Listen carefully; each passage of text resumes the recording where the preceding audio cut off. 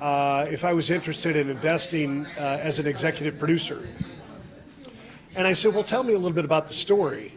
And they started to tell me that they had that there's been 555 books written about MR9.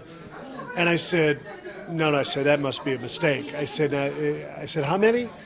They said 555 books. I said, you have got to be kidding me. They must have sold 10 million copies. They said, 10 million? No, they've sold hundreds of millions of copies. And I said, I'm in. I don't even need to hear any more about the story. I said, anything that's that big is not a film, it's a franchise. So I immediately said, yes, I want to be involved.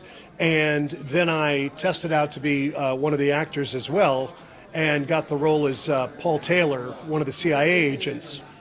So I've really been able to experience this from two different directions. One as a very proud executive producer, being involved in financing a fantastic film and hopefully potentially a franchise, but also to be able to play such a great character that bridges the gap between the BCI and the CIA. So I really have enjoyed the project, but no, it was a pretty easy sell after I heard the popularity of the books. My character is Paul Taylor, and Paul Taylor is a former police officer from Dallas, Texas, and he's finally worked his way out of Texas and worked his way into Langley, and I got hired on as the CIA, and now I'm a 20-year veteran of the CIA, working alongside George Duke, who's my partner. And so we're out to, I'm one of the more senior level CIA agents right now, and I have now made connections all over the world, and with BCI specifically, we've made a connection with Masood Rana. I love this out here. So I've seen a couple of the films that some of my co-stars have now been in, and they wanted to kind of rub it in my face that they're a little bit more famous out here than I am. So I really enjoyed watching some of their work.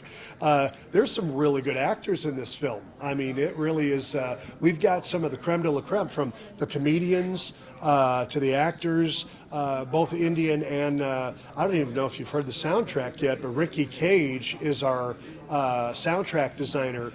Wait till you hear the soundtrack. It is spectacular as well. MR9 is right now a BCI agent, and he's a wonderful spy.